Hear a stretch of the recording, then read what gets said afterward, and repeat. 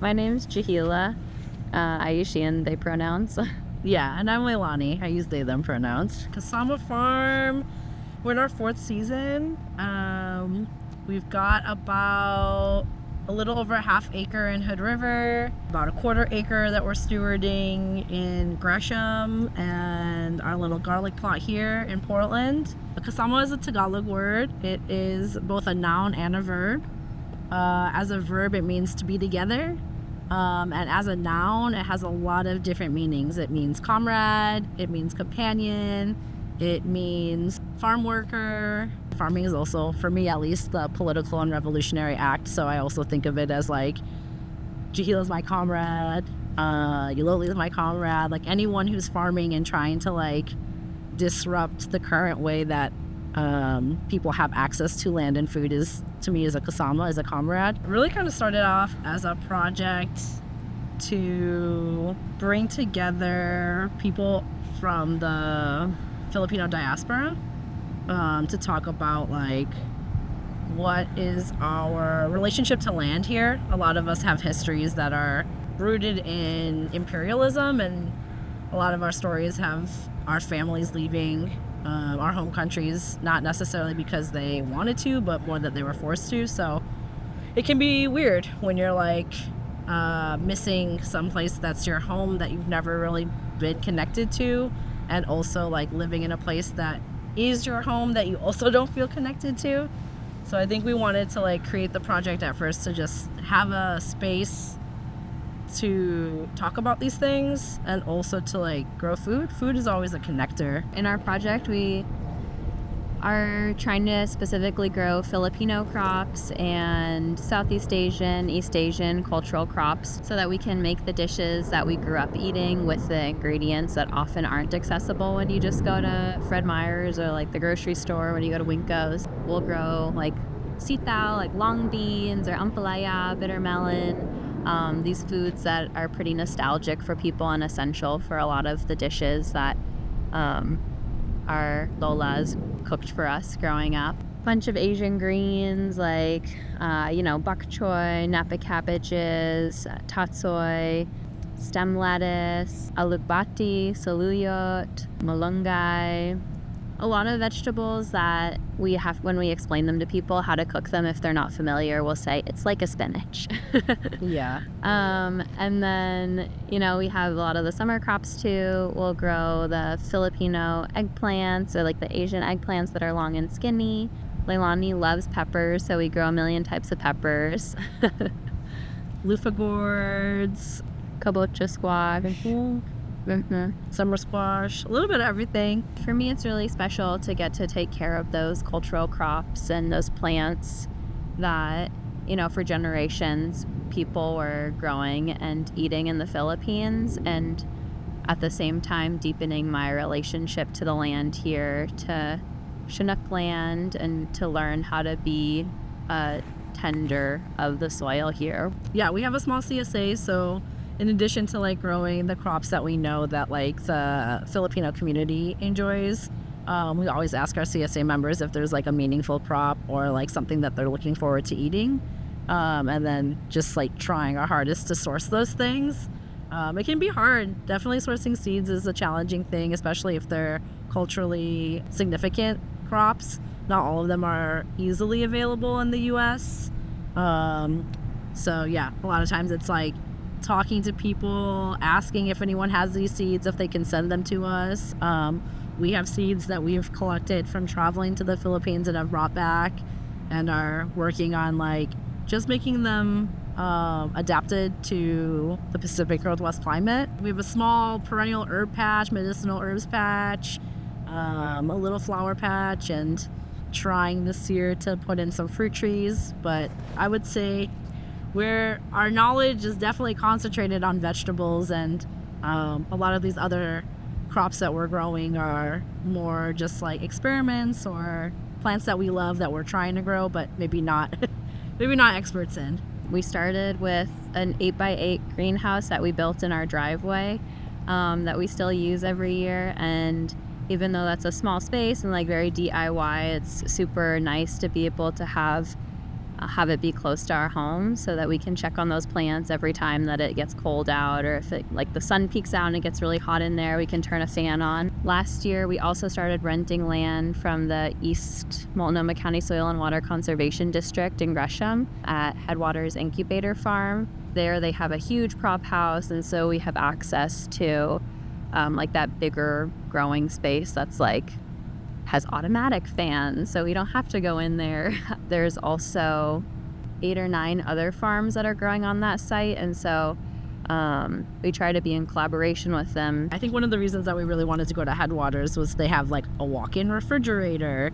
Our first season we didn't have any access to a walk-in fridge, and we realized like how hard it is to have to go from like farming and harvesting to like immediately selling. Yeah, we have like 3 coolers that we bought that are I don't know how big they are, but on the side it says that it fits 360 cans of beer.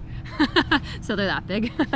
And yeah, we just have like reusable ice packs that we freeze and then would like put on the bottom of the coolers and then put the vegetables on top. We still use that method to get the vegetables like from Hood River to Gresham at Headwaters Incubator Farm, where they have a cooler. So we're part of Unity Farm, which is part of the Pathways to Farming program through the Oregon Food Bank. I think this is our 3rd season in it. It's like a program for beginner BIPOC farmers. We get a little bit of financial support. We're technically off-site farmers, so the first 2 years that we were part of Pathways, we didn't farm here. There's a bunch of other farmers that do farm here, and this is their only access to land. We asked if we could grow our garlic out here, and one of the reasons is that garlic, especially when you're buying like really good organic garlic seed, is pretty expensive. And so like last year we invested a lot of money in getting good quality garlic seed, and then our garlic got obliterated. So we were like, okay, we want to continue to grow garlic, and we want to have like, we just want to be set up to succeed. Yeah, it's also nicer to be like in closer community with the other Pathways farmers. Normally we only see each other once a month. We have like a meeting where we kind of catch up, talk about some growing issues that might be happening, talk about any kind of business issues that we might have, and try to like crowdsource just like solutions.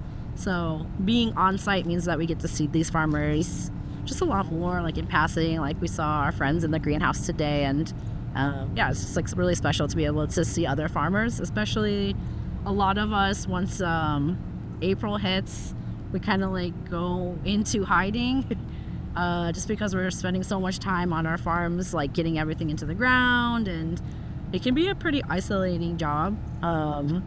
Even like if you have staff, like oftentimes like you're kind of spread out throughout the farm doing your tasks, so it's always nice. That's definitely one of the benefits of like both here at Unity Farm and then also at Headwaters Farm, is just to be able to connect with and talk to other farmers. A lot of us are around the same year in our businesses, so a lot of the challenges that we share, both in terms of like growers but also as business owners, we can talk to each other about, even if it's not solutions based, but more venting, just feeling seen, feeling heard. Yeah, it like breaks up that isolation big time. Then at Hood River, it's pretty bare bones. Like we have the land, which is one of the hardest things to get as a farmer, is land. So it's nice that we have land access there, and it's really beautiful soil, really healthy. We don't have a lot of the infrastructure that makes like the post-production of farming easier. So our like wash pack station is, we've got one table with hardware cloth, and we have a bathtub that we soak our greens in. So before we started the farm, Jihelah and I were living in Boston, and I had been there for 10 years, and Jihelah was there for 7 years, and we did a huge like capital campaign fundraiser to start the farm, and it was mostly our friends in Boston that like supported us, even though they knew that they were probably never gonna reap the benefits of it. Yeah, we really took a chance on like coming out here. Jihelah's from Oregon, so we were partly wanting to move back to be closer to her family and stuff.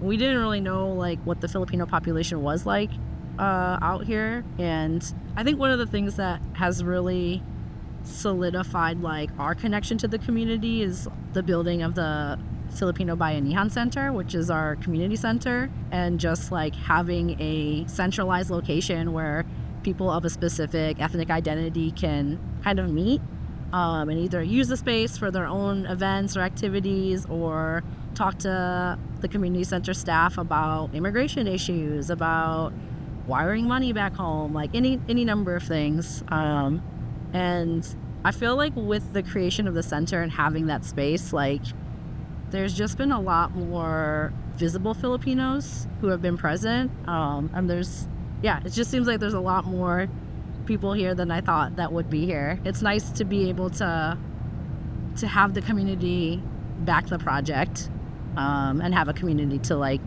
serve and do this work for. I grew up in Hood River, which is an agricultural community. So I've always been around farms, farm workers, and agricultural in general. So I feel like it was all around me, but I didn't know that it was going to be what I wanted to pursue. When I was in college, I was learning about environmental issues and food justice and things like that. But it was all like very much like in your head and like conversations and not really action. And after I graduated, I got a job on a farm, and that was the first time I was putting my hands in soil and spending a lot of time outside developing and deepening my relationships with plants and with land. And my mental health was really good that summer. And that was a huge change for me to realize that when I'm physically moving my body, when I'm deepening my relationships with land, that I actually felt better and felt really connected. And so it became something that I was pursuing, just always wanting to connect to local farms and be volunteering on other farms just for my own well-being and to know where my food was coming from. I was really inspired by a queer Asian-owned farm in Rhode Island called Movement Ground Farm. They were growing Asian vegetables and distributing to the Asian American community in Providence and Boston. And I was really able to see how the connection between growing those crops for those people was so powerful for folks. And it made me really want that for my community, for the Filipino American community too. I got into landscaping while I was in college as like a summer job, and then like did that the first couple of years after I graduated from college, and really enjoyed the work, really enjoyed being outside, and found a like urban farming internship in Boston. So I signed up and got to learn all about how to cultivate like plants, like food crops, in like row farming systems. I feel like I enjoy most parts of farming, like the planting, harvesting is always like the best, being out in the elements, like even it can be even enjoyable to be out in the rain or out in the snow. I think one of the things I like the most about farming is how it marks the passage of time, and like when you notice, in the spring, which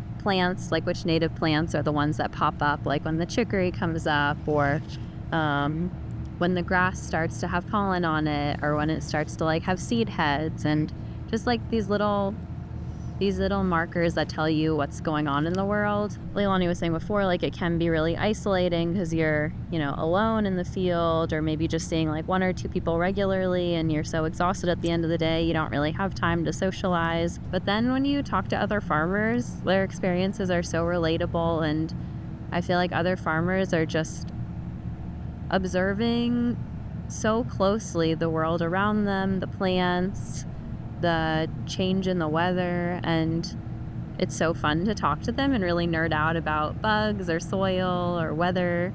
So I really enjoy that part, and I think especially when we get to talk with other Asian American farmers, Filipino farmers, and BIPOC farmers, just hearing about like their specific experiences is really validating. People are always down to help out or share materials or seeds or just like growing information, and it doesn't feel as like aggressively competitive as like other workplaces seem. So yeah, I really appreciate that. It really seems like the community of farmers like wants you to succeed. I think it's important for people to be involved in urban farming so that we all can learn where our food comes from and understand that it's really hard to grow food. Even if you're, tending one pot and growing a tomato plant, you can understand that there's a lot of squirrels, pests that are trying to eat your plant. You have to water it every day and be really consistent. I think that it connects you to your food and to the world we live in, but it also shows you just how challenging it is to be a farmer, and I think can make you in better solidarity with farm workers. We really have to be taking care of the people who are growing food for us, and the way that farmers and farm workers are treated in this country is really tough conditions, and sometimes it can be really despicable. Our foundations are really evil, and the current systems are built on top of those foundations. And so I think for people in urban areas to know that those systems are still in place and are serving us in urban areas to provide us food is really important. There's a lot of really awesome projects happening in this city and in the metro area. There's Black Futures Farm, there's Black and Brown Herbal Exchange, Flying Dog Heart, all of the people here who are farming. Some other of our favorite farms, Another Spring Farm, Scrapberry Farms, Tanager Farm, Sun Moon Fields, Lomita Farm, Mora Mora Farm. Oh, there's so many. Peachwood Orchards, Anawalk Farm, Campo Collective. It's a movement, yeah. There's a lot of the fact that I can name more than 10 BIPOC owned farms in this area is to me seems pretty impressive. I wish there was actually a centralized location where all of these awesome farm projects in the Portland metro area existed on a page, so that we could all have our information on there and all have our asks, because it doesn't exist. And so my advice is to follow all of the accounts and get on the newsletters of all these amazing farms that exist in the area. A lot of us have volunteer opportunities. A lot of folks still right now are looking to get their CSAs filled. You could go to the Come Through farmers market. It's a Black and Indigenous farmers market. I feel like there's ways that you can get involved by showing up for farms, but also just getting involved in organizations. The food justice movement also includes the people who are tending to native habitats, native plant habitats along the Columbia River and the Willamette River. It also includes pantries and making sure that food is getting from our farms to people, to people's homes, and that it's accessible, that it's multilingual. If you're not someone who's going to be out in the field with the farmers or don't have the financial privilege to be able to buy into some of these firms, there's also ways to show up. One of the ways that we're part of the movement of BIPOC farmers is by being in community with people. So Leilani was mentioning, inviting other farmers out to our space and collaborating with them on that land, or sharing information, brainstorming to try to figure out how other farmers can realize their dreams. In addition to stewarding the land, I think one of the special things is that we're also bringing our culture into this work, and just sharing a lot about who we are as people and these identities that we hold, which I think is very different than how traditional farming in the US has been for probably decades, if not centuries. Definitely when I was a kid and I thought of farmers, I just thought of older white guys that sat on tractors all day, and didn't really realize that a lot of women actually farm. Globally, a lot of the agricultural folks are women. A lot of the movement, I feel starts in the urban areas where people get politicized around farming and land access. And then I think where dreams can be further realized is connecting the urban people and urban folks who want to be growing with land access in rural areas. I really want to get more people out into rural spaces from the city. And also I acknowledge that rural spaces, at least in this country and especially in Oregon, are can be very violent and oppressive.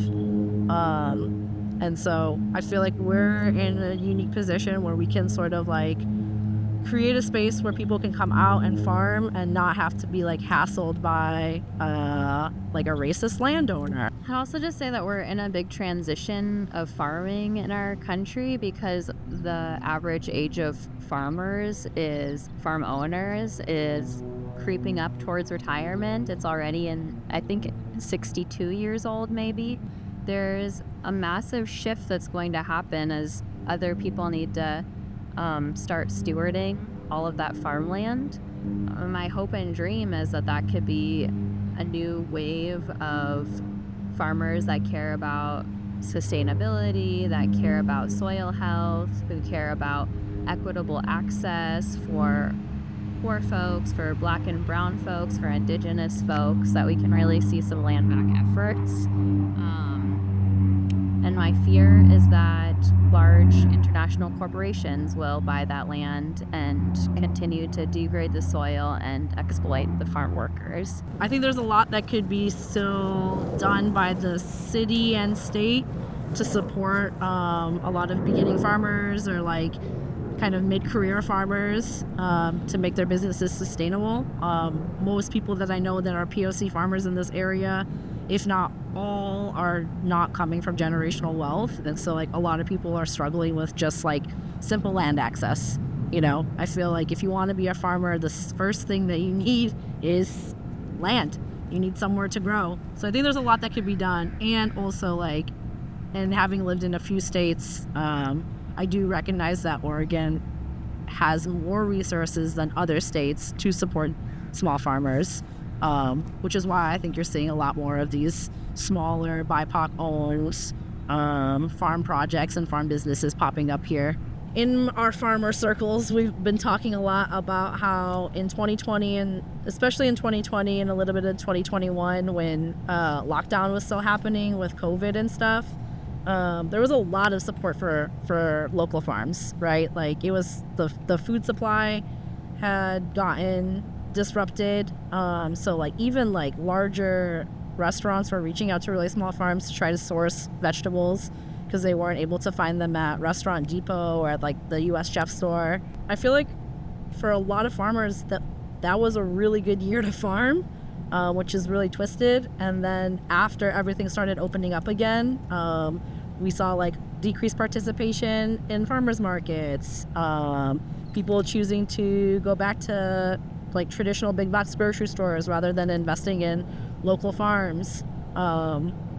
And so I feel like if we could just keep that momentum of investing in our local community, and not just when we need to, but actually making it part of our mission and part of our work that we're going to invest in our local economy and our local community, by showing up to volunteer events, by showing up to community fundraisers, by purchasing the things that our community farms and our community organizations are offering.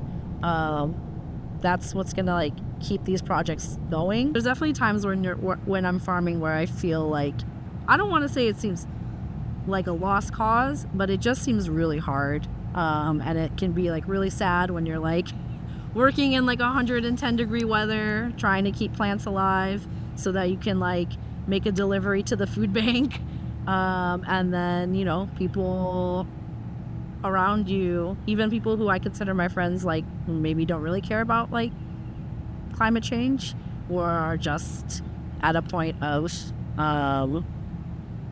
in their lives where they're not choosing to interact with it anymore. Maybe they're defeated. So I feel like I have to remind myself that there is hope, and that all of these small things that we do to change not just our outputs, but actually to change our lives is a step in the right direction.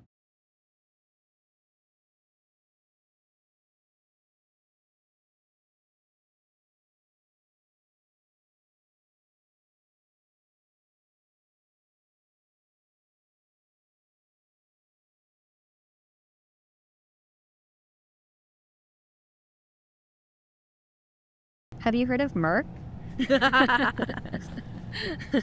Totally.